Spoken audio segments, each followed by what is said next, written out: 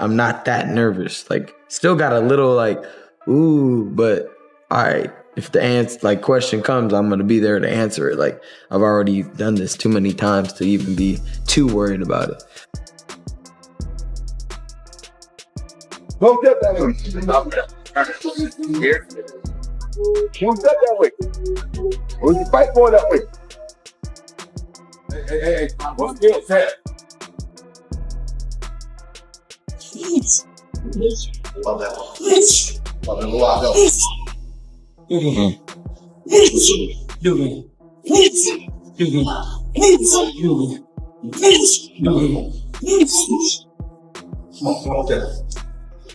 Mario Barrios is a hell of a puncher. He's very explosive, dangerous hook, very dangerous. Everybody know that hook doesn't knock a buffalo out. It's just the truth. It's just the truth. Yeah. He probably throw a hook more like mine than anybody seen. Yeah. He got that one punch shock on that left hook. Deadly. And then he understands how to throw it. So yeah, that's where he is. This is a much different version of myself, as you can see in my energy. And, you could see, how taking care of your body, being a real athlete and showing a good example, you're going to see that this fight. Ryan Garcia sharpens his signature left hook in camp as Roy Jones Jr. refines his timing and precision ahead of the Mario Barrios showdown. Jones Jr. demonstrates proper left hook technique, emphasizing balance, timing, hip rotation, and correct guard position.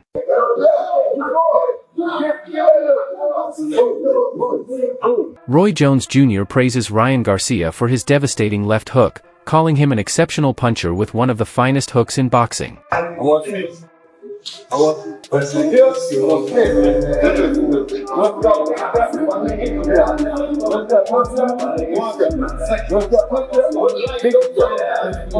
Roy Jones Jr. explains that boxing is founded on technique rather than conditioning. While a fighter relying solely on stamina might last a few rounds, true technical skill ensures they can endure until the final bell. He's a hell of a puncher. He's very explosive, dangerous hook, very dangerous. Everybody know that hook doesn't knock a buffalo out. It's just the truth. It's just the truth. Yeah. He probably throw a hook more like mine than anybody seen. Yeah. He got that one punch shock on that left hook. Deadly. And then he understands how to throw it. So yeah. That's where he is. Ryan Garcia admits that in previous years he lacked focus, spending too much time distracted by partying and outside influences. Technique, then conditioning. Nowadays, fighters are more into strength and conditioning than technique. How that happened was people started getting lazy with technique. So they would have technique, like you have a lot of guys that would have a technique, but they wouldn't be conditioned.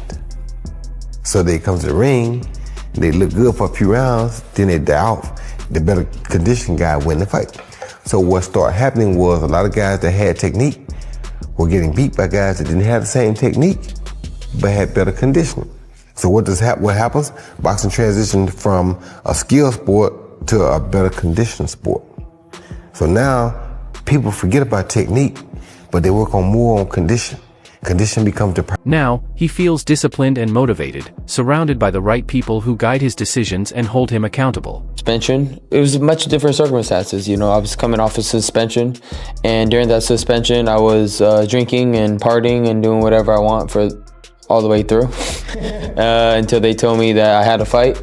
My instincts told me not to. My body wasn't well, it had a lot of toxins in it, as you could imagine. A lot of stupid shit I did. But when you have a lot of people in your ear and people are telling you can make $5 million, it's an easy fight, and but internally that it's not the right decision, and I didn't trust my heart and didn't trust my instincts, and I paid the price for it. So you say that you knew that it was not the right thing to do. Was there a moment in training camp or the week of the fight where you thought, man, I really think I might lose? Oh, every day.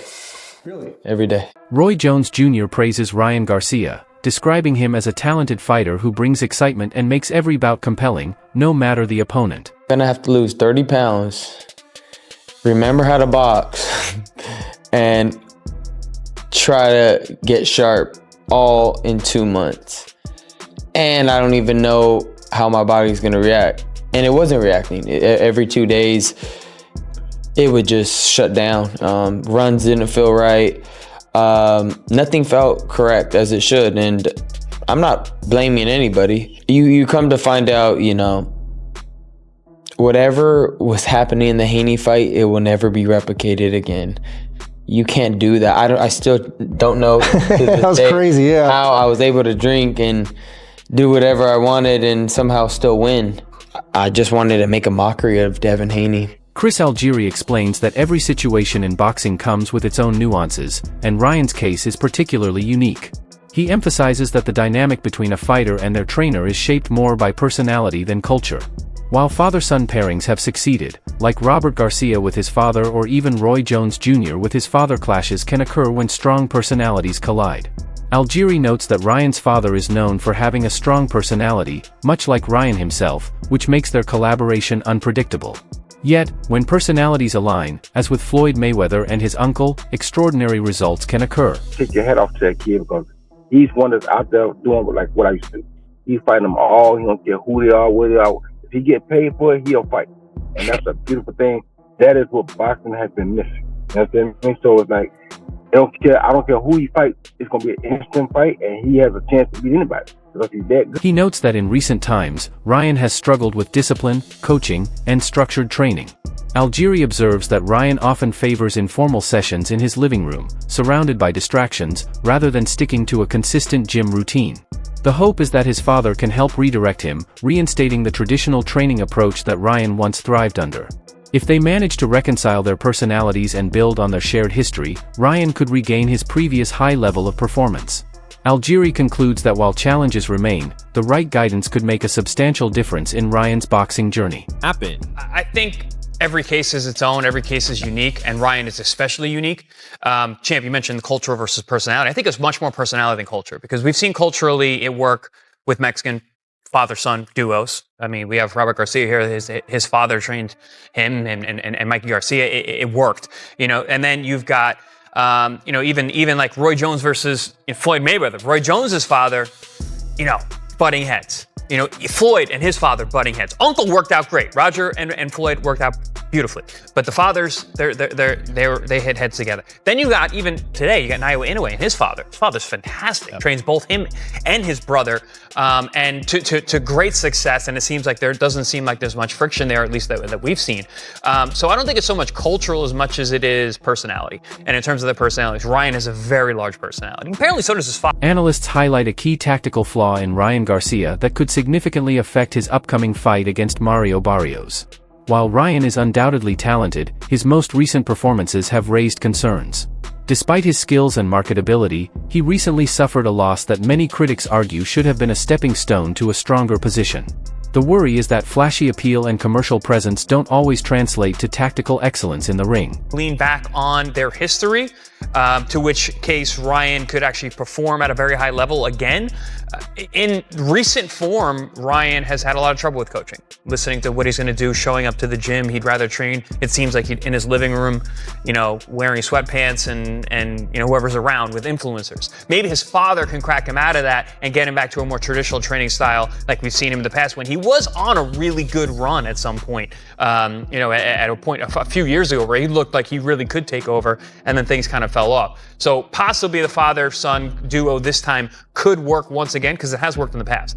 When you look at this, all we need now is a coach with some experience. Oh, we have Coach Robert Garcia.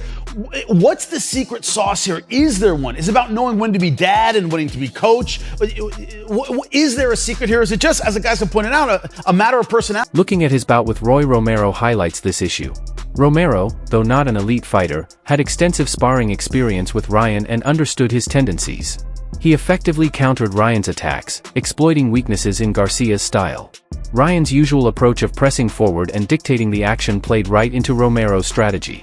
Early in the fight, Ryan's aggression was met with tight defense and smart counterpunching, leaving him hesitant for the remainder of the bout. Romero's discipline and defensive positioning also stand out. By keeping his hands tight at his chin and maintaining a solid stance with proper leg positioning, he neutralized Ryan's favored lead hook.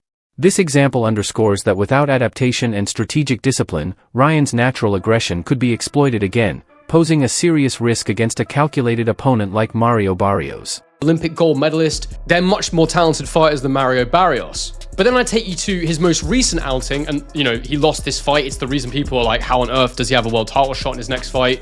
Well, that's what being good looking in a massive commercial pool does for you.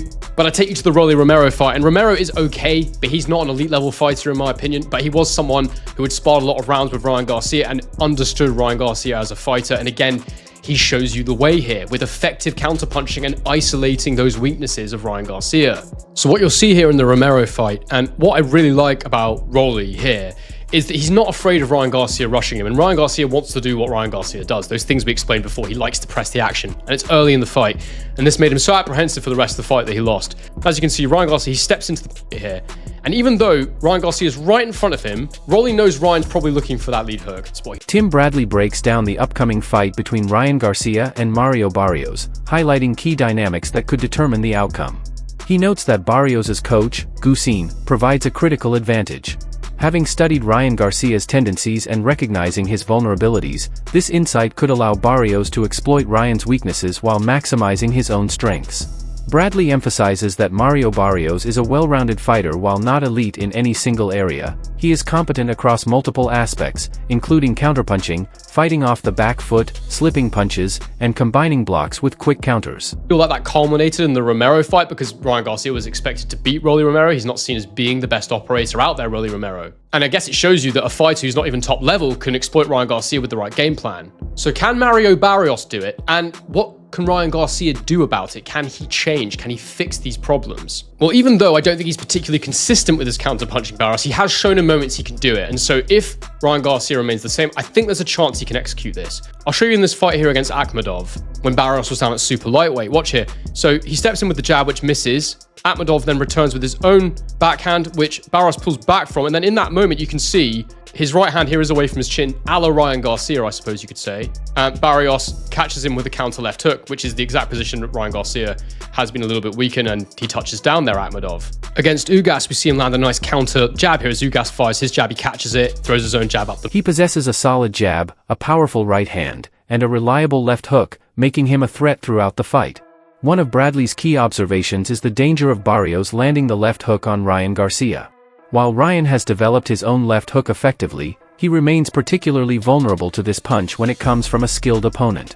Bradley recalls other fighters, such as Devin Haney and even Oscar de la Hoya, who excelled offensively with the left hook but struggled to defend against it. This tactical insight highlights the importance of defense, awareness, and adaptation in what promises to be a highly competitive matchup. A couple things I want to start off with, the coach, Goosen's in Barrios' corner.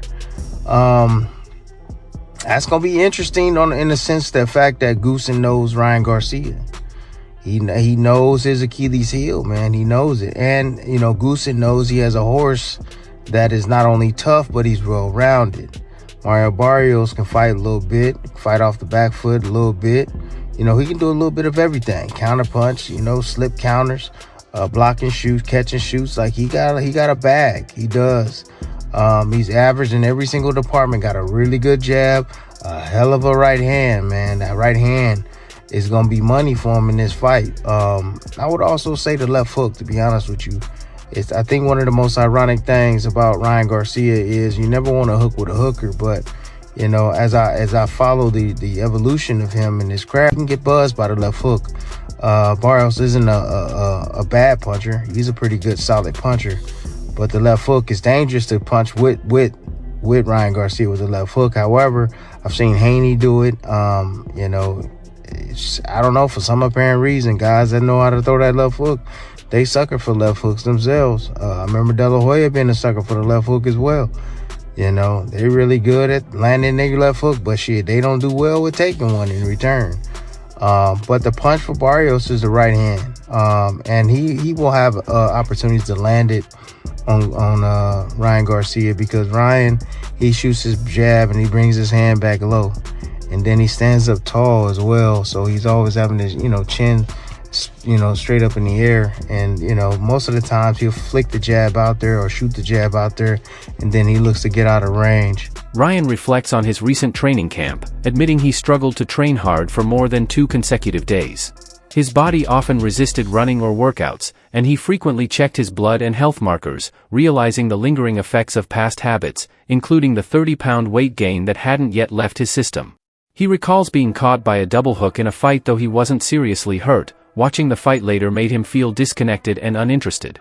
Committing to himself and his father, Ryan promises to show his best version every time he steps into the ring. Because in the training camp, I couldn't train hard or good for more than 2 days straight. My body would be like rejecting a run, rejecting anything I was doing. It was like, damn, like what's wrong with me? I kept checking my blood, I kept checking everything, like, whoa, something's going on. Like, I didn't realize that, you know, all the stupid shit you did throughout the year, it's hard to get out of your system in 2 months and you're 30 pounds up and your body ain't gonna be moving like a system. So it was just a big disconnect, but I didn't realize it at the time. It was just like, oh, I gotta do this. And I tried to make way what I had. You know, he caught me with a shot. Oh my gosh, a double hook, short hook, caught Ryan right on the chin, dropped him. It was more of a push on the second shot. He caught me one shot and then kind of pushed me, knocked me over. Max Kellerman and Robert Garcia gave candid reactions to the announcement of the upcoming Ryan Garcia versus Mario Barrios fight, emphasizing that training and preparation matter more than raw talent. Both analysts noted that while Ryan possesses elite skills and physical gifts, his recent training habits have raised concerns. Garcia highlighted that inconsistent discipline in the gym and reliance on informal or distracted training methods could limit Ryan's performance. With his dad, which I'm not saying the dad is not, you know, the dad brought him through the amateurs, but when he left his dad or went to seek a different trainer, before he came back to that, he went through 3 different trainers. Wow. That means what do you mean? All 3 are not good enough to, you know, they're all 3 Here's the best in the Here's world. the question. Did Ryan Garcia ever allow those trainers to be the boss? That's why he's back with his dad, because he's the boss. That's why. Yeah. Look, Joe Goosen, I know Joe Goosen. My brother used to train with him. He's not gonna just let you get away with stuff like that. Derrick James neither.